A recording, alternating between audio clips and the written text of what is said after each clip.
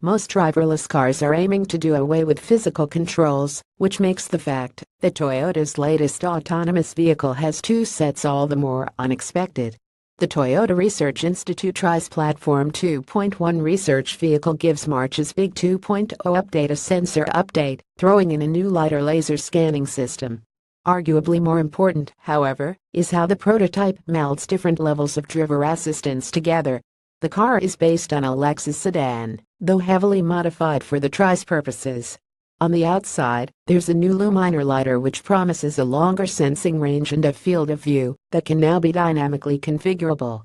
That means that, while the point cloud the LiDAR can create is denser to begin with, making it easier to pick out objects like other vehicles and pedestrians within it, it can also be focused on a specific area of interest.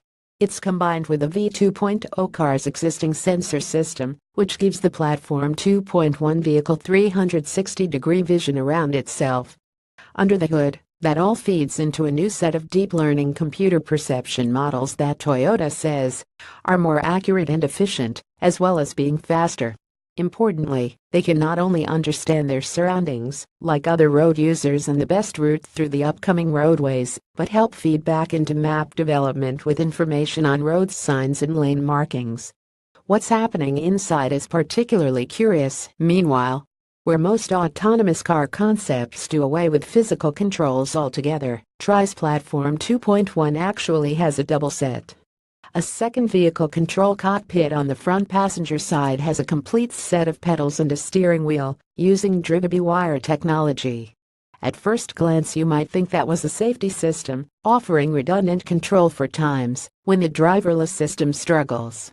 In fact, it's intended to allow TRI to explore how best an autonomous car can transfer vehicle control from a human driver and then back again, particularly in challenging or potentially dangerous situations.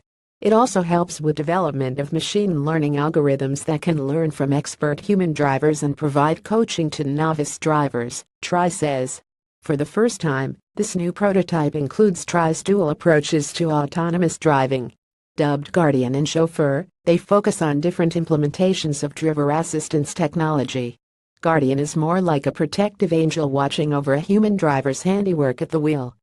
While the driver keeps control, Guardian's automated systems operate in parallel in the background. That way, if a potential crash is predicted, it can step in to assist with evasive maneuvers, more aggressive braking, or other help.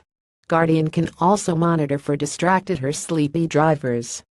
While production Toyota and Lexus cars often have driver alertness prompts, these tend to be fairly rudimentary and use metrics like how many times the car strays over the lane markings accidentally to assess attentiveness. TRI system could use computer vision to track the driver's skeletal pose, head and gaze position, and even emotional cues being displayed, and make suggestions that a human at the wheel should take a break or even step in with an override if the circumstances demand it. Chauffeur, meanwhile, is what we'd probably consider a more traditional implementation of autonomous driving. It's a level 45 system, which takes over the piloting duties completely. It uses the same sensor suite and processing as Guardian. How those systems coexist and transfer with human control is a big part of Toyota's current research. TRI is exploring how situational awareness of human occupants of a driverless or driver-assisted car can be helped with more data. For instance, the Platform 2.1 vehicle can show a point cloud representation of what its sensors see on the dashboard displays. It also uses colored lights to show status,